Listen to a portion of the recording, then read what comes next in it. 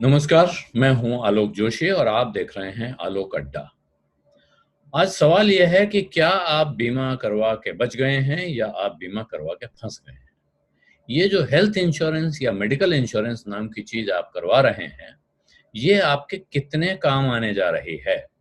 क्या ये basic medical facility की जगह ले सकती है, या हम पूरे देश में खास तौर पे शहरी मध्य वर्ग जो बीमा करवाता चला जा रहा है एक के बाद एक, वो किसी जाल में फंस रहा है और दरअसल जिस दिन जरूरत पड़ेगी उस दिन ये बीमा उसके किसी काम नहीं आने वाला है।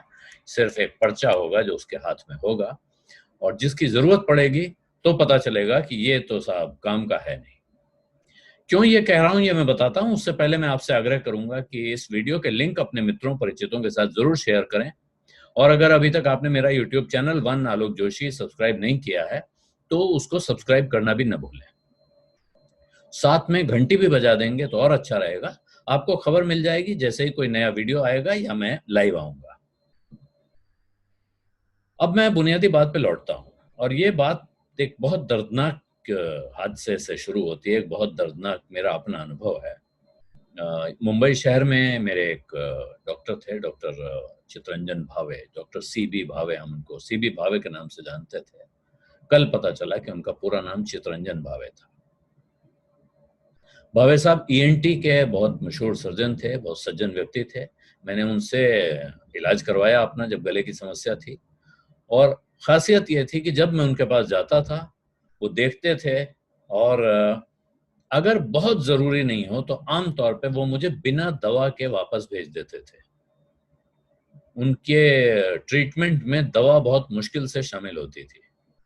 जबकि आप समझिए, गला खराब हो, तकलीफ हो रही हो, खांसी जुकाम हो, ऐसे में डॉक्टर दवा दिए बिना कहाँ भेजते हैं, लेकिन वो भेज देते थे।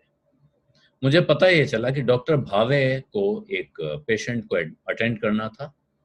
एक प्राइवेट अस्पताल है मुंबई का बड़ा, वहाँ उन्होंने एक ऑपरेशन में हिस्सा लिया जो एक कोविड-19 इन्फेक्टेड पेशेंट का ऑपरेशन था।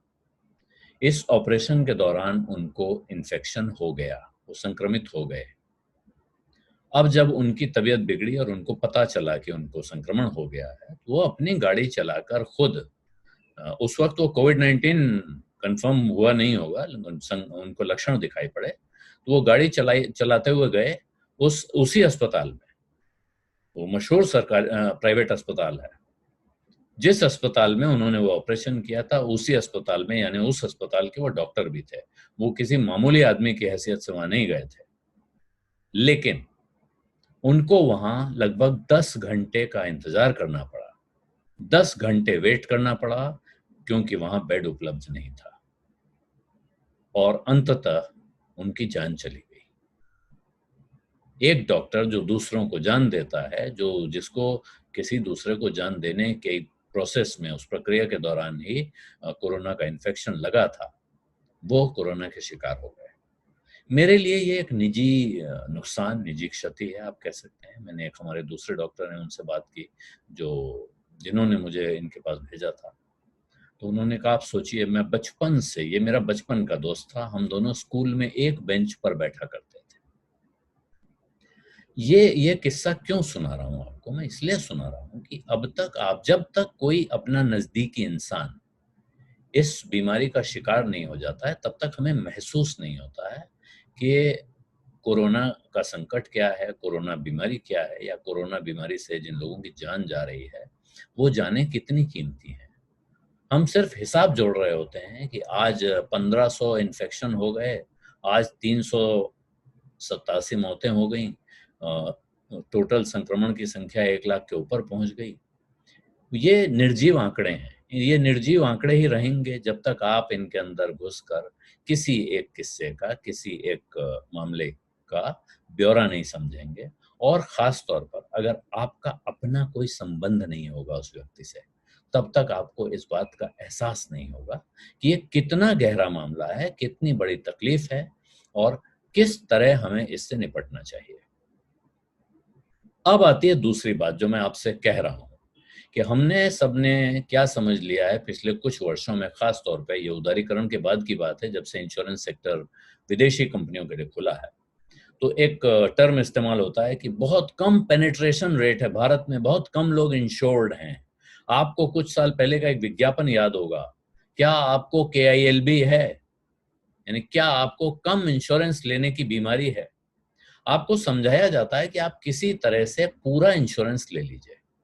आमतौर पर एक मध्यवर्गीय इंसान समझता है कि मैंने 10 लाख रुपए का इंश्योरेंस ले लिया, 15 लाख रुपए का इंश्योरेंस ले लिया बीमारी का, हेल्थ इंश्योरेंस, और मैंने 1 करोड़ रुपए का अपना लाइफ इंश्योरेंस करा लिया, तो मैं कवर्ड हूं, मेरे परिवार को मेरे बाद कोई खास संकट नहीं होगा, बीमार होऊंगा तो इतने रुपए में काम चल जाएगा। अब जो पता चल रहा है, अलग अलग जगहों पे अलग अलग रेट हैं, इसलिए इसका कोई स्टैंडर्डाइज जवाब देना मुश्किल है, लेकिन खबरें आ रही हैं 8 लाख रुपया आप जमा कराते हैं तब प्राइवेट अस्पताल में आप भर्ती होते हैं। और ये अच्छी बात सरकार ने एक जरूर की है कि सारे जितने हेल्थ कवरेज हैं, जितनी हेल्थ पॉलिसी, उन सब में कोरोना का इलाज करना शामिल कर दिया है। पहले से शामिल रहा हो या न रहा हो, कहा गया है कि उसी कवर में कोविड का कवर माना जाएगा शामिल। इसके बावजूद अगर 8 लाख रुपए में आप एडमिट होते हैं, हर रोज के 4-5 लाख रुपए लगते हैं, 14 दिन का तो क्वारंटाइन का टाइम है, आप 10 दिन मान लीजिए, 10 दिन अगर आप 4 लाख रुपए के रेट से भी भुगतान करना पड़े आपको प्राइवेट अस्पताल में, तो 40 लाख रुपए का बिल बनता है। आप इसको आधा कर लीजिए, 20 लाख कर लीजिए, आप उसमें और 25% की छूट दे दीजिए, 15 लाख कर लीजिए। 15 लाख रुपए क्या कम होते हैं? और 15 लाख रुपए एक इंसान के। आमतौर पर आजकल प्रचलन है फ्लोटर कवर लेने का, कि हम लोग एक फैमिली फ्लोटर कवर लेते हैं कि एक साथ सब तो बीमार पड़ेंगे नहीं, किसी एक को बीमारी होगी, उसका इलाज हो जाएगा, अगले साल किसी दूसरे को होगी तब उसका इलाज हो जाएगा। अब अगर एक फैमिली फ्लोटर कवर 25 लाख रुपए का भी फैमिली ने ले रखा है, और उस परिवार में जब एक आदमी इन्फेक्ट होगा, इस बात की प्रबल संभावना है, भारी संभावना है कि उस परिवार में दूसरे लोग भी इन्फेक्ट होंगे। अगर 3 लोग एक साथ अस्पताल में भर्ती हो गए तो वो कवर कहां जाएगा, आप सोचिए। और इसके साथ जो सोचना है हम सबको एक समाज के तौर पे वो ये कि हमने अपने सरकारी अस्पतालों का क्या किया हुआ है। आज की तारीख में भी जो सरकारी अस्पतालों में इलाज हो रहे हैं, जहां भी हो रहे हैं, बड़े शहरों में, छोटे शहरों में, वहां इस पे कोई खास खर्चा नहीं है, वहां ये इलाज लगभग मुफ्त हो रहा है। दिल्ली में जो झगड़ा चल रहा है वो इसी बात पे चल रहा है कि दिल्ली सरकार कह रही है कि हमने यहाँ जो अस्पतालों की व्यवस्था की है कोरोना से निपटने के लिए, उसमें अब दूसरे राज्यों से लोग आकर अगर भर्ती होंगे तो फिर हमारे लोग कहाँ जाएंगे। ये एक बहुत दुविधा में डालने वाला सवाल है, इसका जवाब देना। आपके घर में अगर एक इंसान बीमार हो और उस वक्त आपको एक ऑक्सीजन सिलेंडर की जरूरत हो, वो ऑक्सीजन सिलेंडर आपके पास है, और उसी वक्त आपके पड़ोस से कोई दूसरा आदमी बीमार हो और उसको सिलेंडर की जरूरत पड़ जाए, तो आप किसे देंगे? इंसानियत कहती है कि आप उसको बांटिए, लेकिन क्या आप उस वक्त वो इंसानियत निभा पाएंगे? मेरा ख्याल है दिल्ली सरकार के सामने भी ऐसा ही एक सवाल है, केंद्र सरकार के सामने है, लेकिन इससे बड़ा सवाल और इससे बहुत बड़ा सवाल हम सब के सामने ये है कि हमने अपने देश में हथियार खरीदने पर, अमेरिका से अभी ये फ्रांस से रफाल खरीदे जा रहे हैं, अमेरिका से और बड़े बड़े हथियार खरीदे जा रहे हैं, परमाणु शक्ति जुटाने में, सेना को चाक चौबंद करने में जो खर्चा किया है, उस खर्चे के मुकाबले कितना खर्चा अस्पतालों पर, मेडिकल व्यवस्था जुटाने पर और अपने स्कूलों पर किया है। हमने अगर ये खर्चे तसल्ली से, तरक्की तमीज से किए होते तो शायद आज हमारे सामने ये संकट खड़ा ना होता। और ये संकट का अंदाजा आप इस बात से लगा लीजिए कि ब्रिटेन का जो पब्लिक हेल्थ सिस्टम है, NHS बोलते हैं, नेशनल हेल्थ सिस्टम, वो दुनिया का सबसे अच्छा पब्लिक हेल्थ सिस्टम माना जाता है। मेरा अपना अनुभव है, मैंने उसको अनुभव किया है। मेरे बेटे की बिल्कुल पैदा होने के कुछ ही समय बाद बहुत गंभीर तबीयत खराब हुई थी, और वो अस्पताल में एक बार ले गए, 12-13 दिन भर्ती रखा, और उसको ठीक करके उन्होंने वापस हमें दिया। और पूरी पूरी जान से लगे होते हैं, ये नहीं लगता है आपको किसी भी समय कि ये डॉक्टर इसको आपका बच्चा ट्रीट कर रहा है। वो उसको उसी तरह देखता है, वहां के नर्स, वहां के डॉक्टर स्टाफ, सारा मेडिकल स्टाफ, जैसे कि वो अपने बच्चे को ट्रीट कर रहे हैं। उसके साथ खेलना भी उनके लिए उसी तरह का काम है जैसे हम लोग घर में अपने बच्चों के साथ खेलते हैं। इसके बावजूद ब्रिटेन नहीं झेल पाया इस बीमारी को। इटली का मेडिकल सिस्टम भी दुनिया का दूसरा सबसे अच्छा मेडिकल सिस्टम माना जाता है, पब्लिक हेल्थ सिस्टम, फिर भी वो नहीं झेल पाया। वजह ये है कि हम में से ज्यादातर लोग जैसे हम आश्वस्त हैं कि मेरे पास तो बहुत बढ़िया मेडिकल इंश्योरेंस है, हेल्थ इंश्योरेंस है, चिंता की कोई बात नहीं है, एक प्राइवेट अस्पताल में जाऊंगा और फटाक से एडमिट हो जाऊंगा और वहां मेरा इलाज हो जाएगा। आप जरा आज अपने शहर के प्राइवेट अस्पतालों के बेड्स की हालत पता कर लीजिए। क्या वो घुसने भी दे रहे हैं नए पेशेंट को वहां?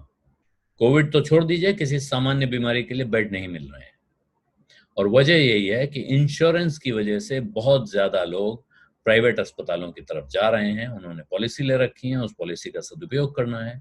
किसी को कंपनी ने पॉलिसी दे दी है, किसी ने खुद ले ली है। और इसलिए जैसे ही आप अस्पताल जाते हैं वहां 2 रेट लग जाते हैं और रेट पूछा जाता है आप इंश्योर्ड हैं कि नहीं है। अगर आप इंश्योर्ड नहीं हैं तो आपके लिए एक सस्ता पैकेज होता है, सस्ता रेट आपको लगता है। जैसे ही उन्हें पता चलता है आप इंश्योर्ड हैं, आपका रेट बढ़ जाता है। आपको एक नया रेट कार्ड हाथ में दे दिया जाता है कि इसको आप अप्रूव करा लीजिए, या अस्पताल खुद अप्रूव कर लेगा, फॉर्म भर दीजिए। इस चक्कर में हम लोग अब तक ये समझकर आश्वस्त हैं, हमारी सरकारें आश्वस्त हैं कि हाँ सब ठीक है, सब चल रहा है, बहुत सारे लोग इंश्योर्ड हो जाएंगे तो सरकार के खजाने पे बोझ नहीं आएगा। प्रश्न यह है कि जब अस्पताल ही नहीं होंगे, जब बेड ही नहीं होंगे, तो वो इंश्योरेंस हमारे किस काम आने वाला है? इस सवाल पर गंभीरता से विचार कीजिए। इस वीडियो के लिंक अपने मित्रों परिचितों के साथ और शेयर कीजिए। मैं इस विषय पे कुछ और जानकारी जुटा के लाऊंगा, किसी विशेषज्ञ से भी आपकी बात कराऊंगा। अपना ख्याल रखिए, कोशिश कीजिए कि आपको कोरोना जैसी बीमारी से संक्रमित न होना पड़े, आप उससे दूर ही दूर रहें, बचकर रहें और अपना इम्यूनिटी बढ़ाने वाले जो उपाय हैं उनका इस्तेमाल करिए, क्योंकि इलाज तो कोई है नहीं और इलाज जो है उस तक हर एक की पहुंच होना असंभव दिख रहा है बड़े शहरों में खास तौर पर। छोटे शहरों में हो सकता है आदमी आसानी से बच जाए। धन्यवाद, नमस्कार।